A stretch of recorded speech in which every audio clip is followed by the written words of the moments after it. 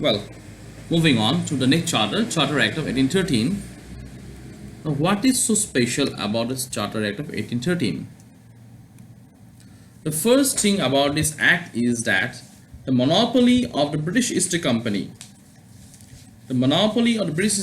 that it had on the Indian soil, in the subcontinent, was to be done with permanently now. Earlier, we had the deal that the Charter Act of 1813 mandated that the monopoly of British East Company with China and in case of tea could be maintained with the British East Company, and other monopoly that the East Company used to have in India would be diluted, and hence the other companies of Great Britain could also trade in India. But with the Charter Act 1833, this monopoly of British East Company was done with. Even the tea and China was also done with. Now they no longer had any monopoly across whatsoever trade they were invested in India. The second important thing is the administrative centralization. Now when I'm speaking of administrative centralization, it means, see, what was happening was that the British, there were three prime provinces of British India. One is Bengal, two was Bombay,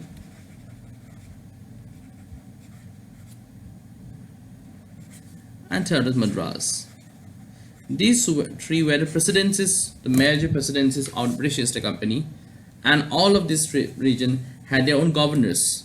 However, we have already seen that earlier acts, other regulating acts, have already instated the governors of Bengal to be prior to the governors of other provinces. But this Charter Act, especially the Charter Act of 1833, unilaterally, remember, it exclusively speaks the Governor General of Bengal is now the Governor General of India. And when it says Governor of India, it means that now the Governor General of Bengal has superiority over all other governors of Bengal, all other governors of Bombay and Madras in all matters. Earlier, we saw that the matters where they were earlier in Charter 1813 or earlier acts, they were limited. The Governor General of Bengal had priority or primacy over the governors of Bombay and Madras only in war, revenue and diplomacy. But now here we see a complete administrative centralization has been reinforced, so that a clarity of order making, a clarity of line of orders, the hierarchy of orders could be channeled out, so that there could no longer be any confusion regarding anything happening, because basically what was happening was that in this period, 1830s, whole lot of things were happening. 1830, we have revolution in Europe. We have 1830s revolution in Europe. We have early from since the French Revolution in 1789, many things have changed in Europe, and Europe was now becoming a breeding ground for much of the fights all across Europe. Like 1789, we have French Revolution, then comes the Dark Ages, then comes the rule of Napoleon Bonaparte, his continental policy, his total annihilation of the European continent, and then 1830s revolution, 1848 revolution, then we have unification of Germany, unification of Italy. Lots of things will be happening in this period of time. We have the advent of Bismarck in 1860, and many things will be happening. So basically everything that is happening in India is actually a shadow of what is happening in Britain or in the European mainland. So वहाँ जो हो रहा है उसके हिसाब में basically because the rulers or the people that were ruling India were actually from Britain. So whatever they were doing in India, they were extracting the money in India to have a lavish life in Britain. So they wanted stability in Britain, and to maintain stability in Britain, the money flow should continue from India or its colonies. So we'll see more and more colonies, more and more the strength. Initially the Industrial Revolution was only majorly confined to Britain, but slowly and steadily Russia was coming in, France was coming in, Portugal was coming in, Spain was coming in, the revolution, and everyone was producing. So there was the market for the British was shrinking. Even in in Africa, the many like non-British European countries were also having a colonies. They were setting up the colonies. Their territory of the British was shrinking, and at this condition, the one that was the powerhouse of British Empire was India. India supplying abundant amount of raw materials, and they did not want to miss India whatsoever. The tides were turning very dangerously for the Britain right now, and they did not want, one thing they did not want was that uncertainty in India. They wanted total absolute certainty in India, and that is why they goes for administrative centralization. Not only administrative centralization, of course, Lord William Bentinck was the first Governor General of India. From 1828 to 1833, he was the Governor General of Bengal, and from 1833 to 1835, he was the Governor General of India. It was during his time that the many years old tradition of sati was done with in 1829 through Regulation 17. This is very important. This is very important from Prelims point of view. 1829 Regulation 17. Not only administrative centralization, they also went for legislative centralization. Now we have, along with administrative centralization, we have legislative centralization, and this is the final thing that was needed to have a complete unitary federal structure here in India. So it was a federal structure, but they were going for the unitary tendency, that we have in India even now. The legislative centralization, the rule making power of the governors of Bombay and Madras were taken up by the Governor General of India, situated in Bengal, and entire laws were coming from Bengal. Along with this, there was to be a new member, a new law consultant. There was to be a member in the Vice Executive Council of 3+1. Now the laws that they were making, Vice Executive Council, they had to consult a law member, and T.B. Macaulay was the first law member.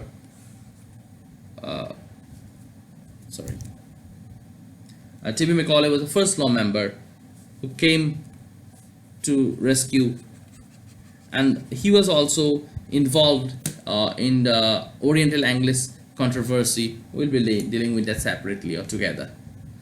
And one very important point to be noted here is that the slaves' condition have to be improved.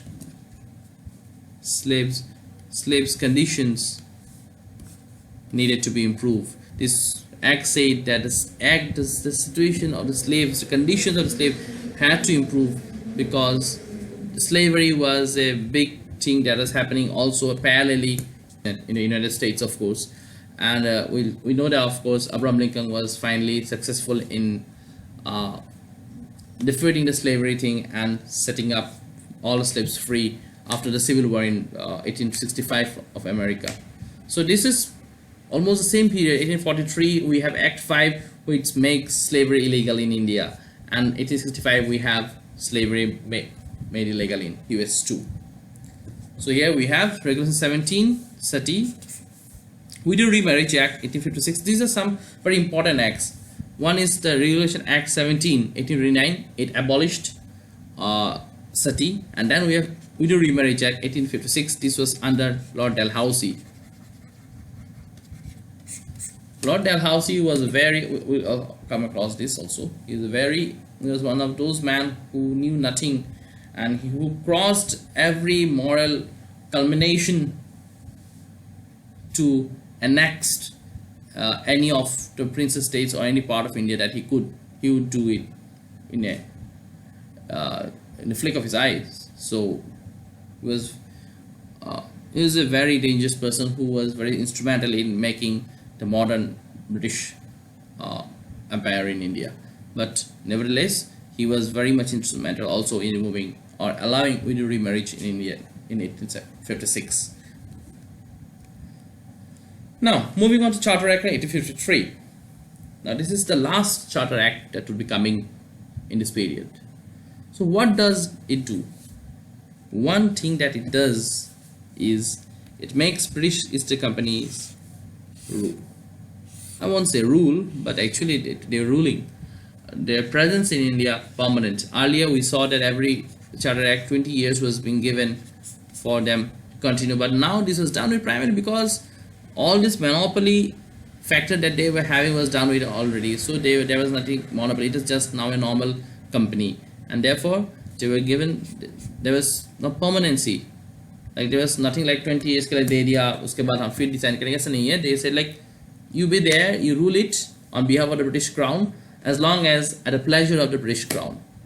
Moreover, the Court of Directors, which consists of 24 members, were now reduced to 18 members, and over that 6 members were to be nominated by the Crown. Now what we can see is that what we can see here is that very slowly and steadily and creepily the British parliamentary system or British parliamentarians are entering into the Indian ruling system. They are now slowly and steadily getting involved in ruling India more directly than indirectly. So already Board of Control that is going the administration, there we already have 2 British cabinets and 4 prime members. The prime members are already the constituent representatives more or less, and now we have in the Court of Directors, that which was actually for the commercial pursuits of the British company or the British Crown, now also have 6 nominations. That is 1/3 of members were the British Crown and would definitely work acting according to British Crown's wish.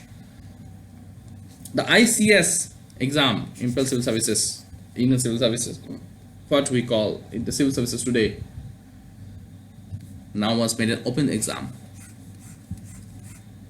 1853 it was made an open exam. 1864 Satyendranath Tagore, the brother of Rabindranath Tagore, being the first Indian to qualify civil services. Before this, civil services was not open to India, but 1858 it became open to India. And another thing was that the 3+1 plus the law member, the 3+1 the Vice's Executive Council, and the law member that we spoke of, the T.B. Macaulay being the law member according to 1833's Act. We already read the 1833 Act asked for one law member who was not a member of this group, but he was outside this group, but he had the job or duty of advising the Vice Executive Council, though his advices were not mandatory or not binding. But now this man has been inducted into the group, and the group transformed from 3+1 to 4+1, and moreover 6 more members were added to it.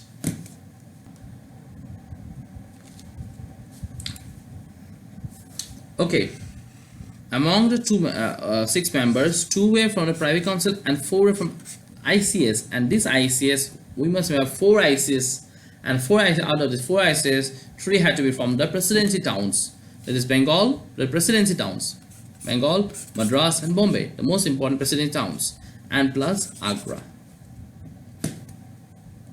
This 4+1 plus 6 is called the Central Legislature or the Central Legislative Assembly or Central Legislature or the Imperial Legislative Assembly. It is called a Central Legislative Assembly or it is called Imperial Legislative Assembly, and it was situated in Delhi, and this is where Bhagat Singh and Batukeshwar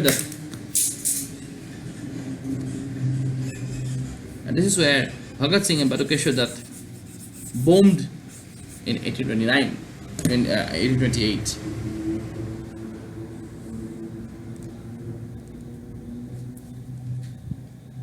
So with this we come to an end to the Charter Acts.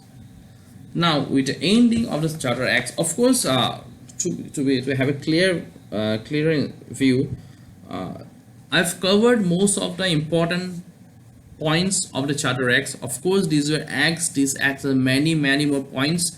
Some points relatively less relevant, some points non-relevant to the civil services examination, but nevertheless there might be some points that I might have missed out.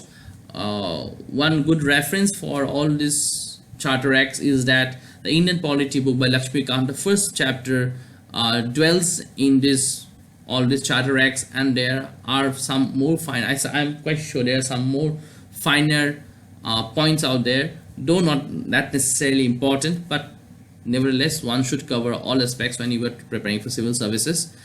So I would like to ask you, I hope most of the civil servant aspirants, you must be having the Indian Polity book by Lakshmikant. It is called a Bible of Polity. So you should go by the first chapter of that book. That will cover the any point that I've missed out. That will be covered in that book. Well, that's it for today. I hope you like the class. Next class we will be dealing with revenue systems during the British period.